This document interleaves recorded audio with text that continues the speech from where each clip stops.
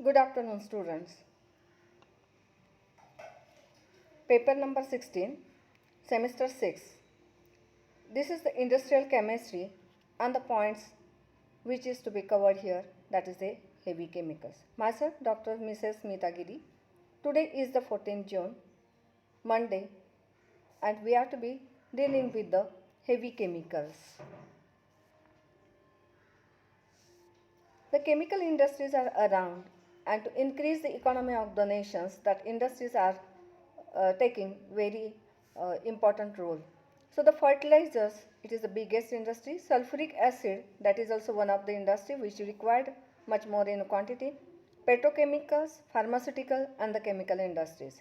Likewise, at the Kolhapur, we have the three types of the industries which are to be having that larger impact. They are milk industry, paper industry, and another it is the sugar industry.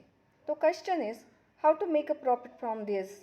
Let us see one by one and why that sulfuric acid and that ammonia it has its own importance in the industrial way. Let us study. The points which will cover here, that the industrial chemistry its in importance, fertilizer industry which will having that the Haber process to make that the ammonia, sulfuric acid by the contact process, petrochemical industries and the natural gas. Plastic industry we have to think as a chemistry people, and the pharmaceutical industry day by day its importance it is to be growing or increasing.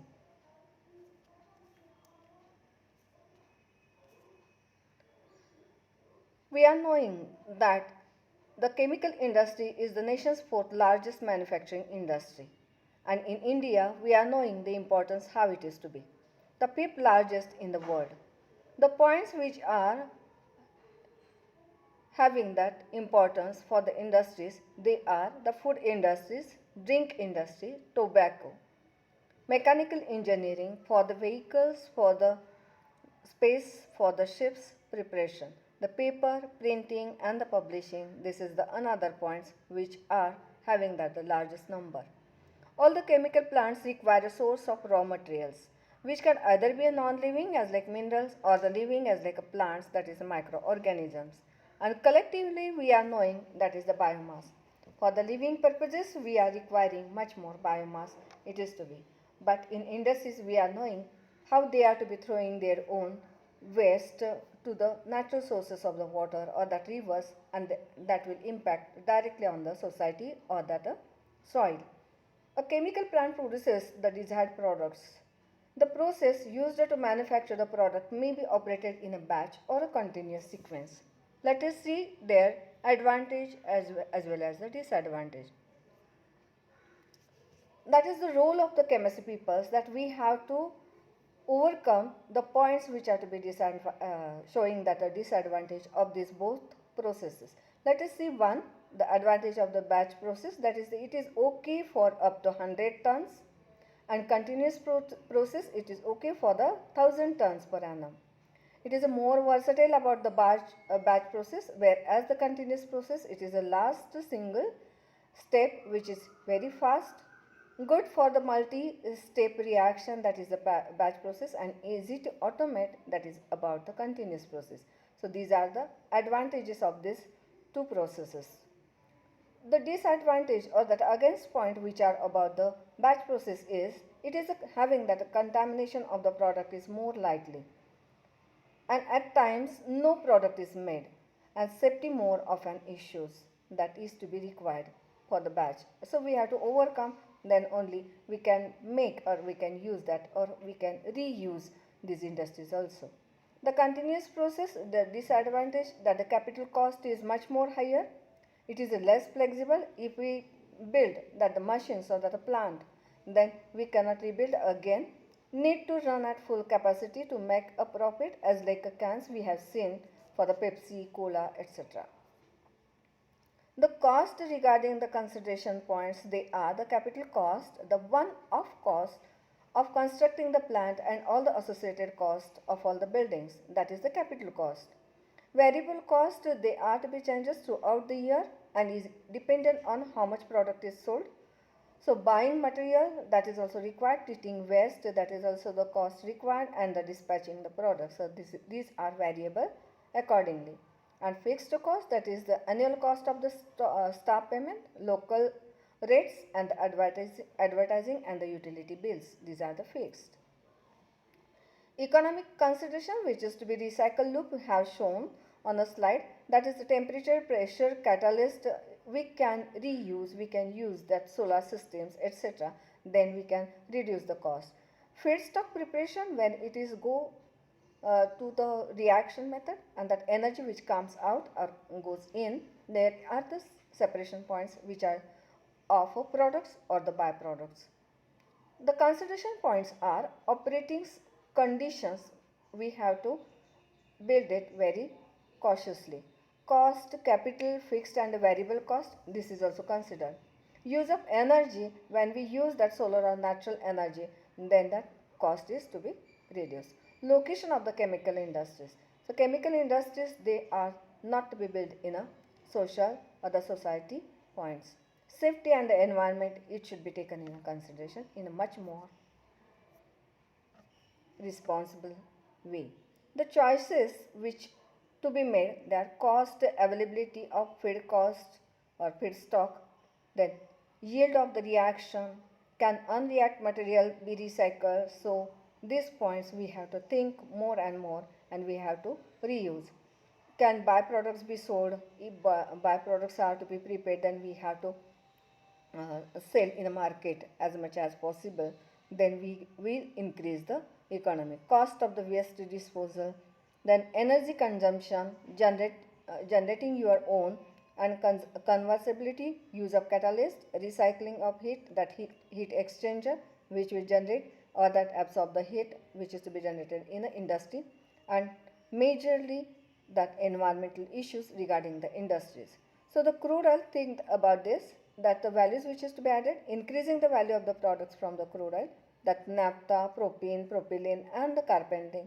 So we have to think that the products and the byproducts. Haber's process, that is a fertilizer, we require the ammonia. So N2 in a gas state, hydrogen in a gas state, that heat which is to be required 92 kilojoule, and there is the formation of two molecules of ammonia in a gas state.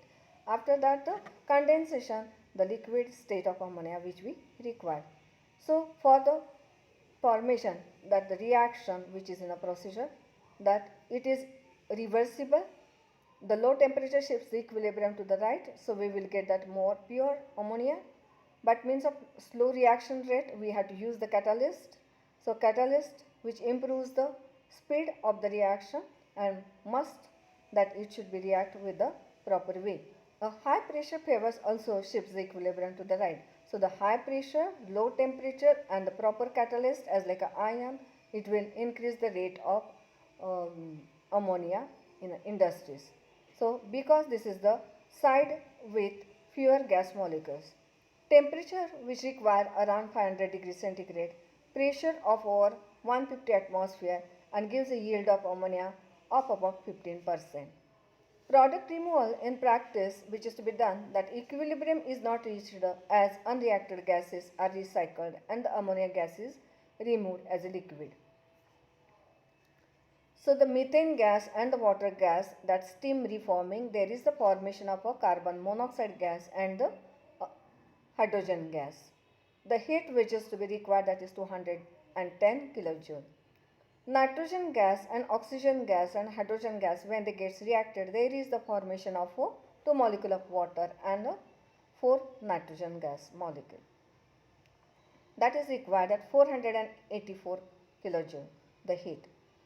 Then carbon monoxide gas and the water gas, when they combine, there is the formation of a carbon dioxide gas and the water hydrogen gas.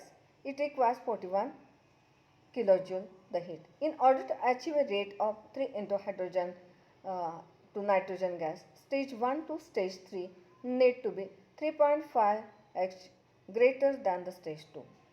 So the combining in these three stages, that 41 kilojoule that heat is to be required.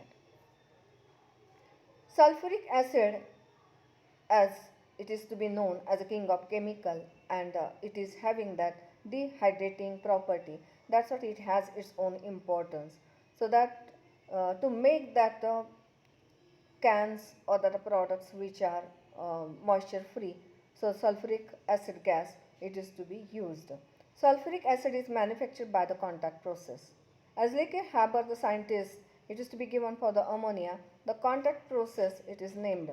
So the sulfur, air and the water, when they combine for the burner and heated with the oxygen and sulfur by means of artificial or natural way, there is the formation of a sulfur dioxide gas. This is a feedstock, and when it combines with the oxygen by the air, there is the catalytic converter when we used as like vanadium pentoxide as a catalyst which increase the rate, there is the formation of a sulfur dioxide gas. And by means of moisture from the air in an absorber, there is the formation of a H2SO4. Sometimes H2SO3, that is the oleum which is to be formed, again it is to be passed with the container with the absorber. There is the formation of a pure form of a H2SO4, that is sulfuric acid which we require in a pure state. The raw materials for the manufacture of H2SO4 are water, oxygen and sulfur or a compound containing sulfur. Possible sources of the raw material sulfur: sulfur dioxide from smelting or ores, example zinc sulfide. The sulfur dioxide is converted into sulfuric acid rather than released into the atmosphere. Calcium sulfate, the mineral anhydride, is roasted with a coke, that is carbon and SiO2.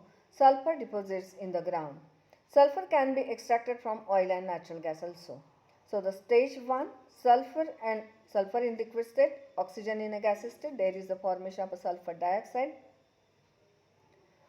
Sulfur dioxide, when it combines with oxygen from the air in a gas state, there is the formation of a sulfur trioxide which requires the 98 kilojoule heat, and the catalyst vanadium pentoxide does not function below 400 degrees centigrade. A 99% yield is obtained. Sulfur trioxide and the water, there is the formation of a liquid sulfuric acid. The acid produced is absorbed in 98% H2SO4. If dissolved in water too much, heat is created and gases are lost to the atmosphere. So we have to take care. Another industry, that is the petrochemical industry. Grangemouth is one of the UK's major oil refineries and petrochemical plants. The crude oil is processed to increase its market value. Likewise in India also we are having that petrochemical industries. Oil refining is a continuous process. The fraction producing have uses and heavier fractions are further processed by cracking, which produces a key feedstock for the plastic industry. So refining tower, which is shown in a picture, actually it is very small, but you can see in a Pune region also. Refinery gas, that is a propane and butane bottle gases. Gasoline, which is a further purified and blended to the market to make petrol. Naphtha as a feedstock for a plastic industry. Kerosene, which can be used as an aviation fuel. Diesel fuel oil, ships, power station, industrial heating required. Residues, which produce lubricating oil, waxes and bitumen. Another one is the plastic industries. In UK, plastic industry sales account for about 17.5 billion, that is 2.1% of UK GDP. And in India, we are knowing it is very high. The processing sector accounts for $12.4 billion. The industry employs to 30,000 in polymer and additive manufacture, polymer processing and machinery manufacture. There are over 5,000 firms processing plastics with mineral usage and increasing year on year. Nearly 25% of all plastic products manufactured in UK are exported. But in India, it is very drastically impacted adverse. All helps to reduce the UK trade deflect 65 billion. Plastic use only 4% world crude oil, petrochemicals for the 4%. Most plastics are organic, that is based on a carbon. So the feedstock can be coal, oil, gas, biomass or waste plastic. The cheapest feedstock is natural gas. and the cheapest location is the Middle East where there is no other good use for it. PVC is a special case as it is half inorganic and is best made where the chlorine is available, and in India its use is more. Plastic sustainability, raw material extraction, polymerization, manufacture and converter, packaging, distribution, wholesale and retailing, consumer, domestic waste and the municipal waste. So likewise, the processes and the chart which is to be shown that industrial and commercial waste where it is to be formed. So the chemical recycling, materials recycling, collection schemes, it has to be done in a proper way. Process way, direct energy supply, reuse or refuse derived fuel, energy recycling, composting, where it is the municipal waste, and landfill. So these are the process where that plastic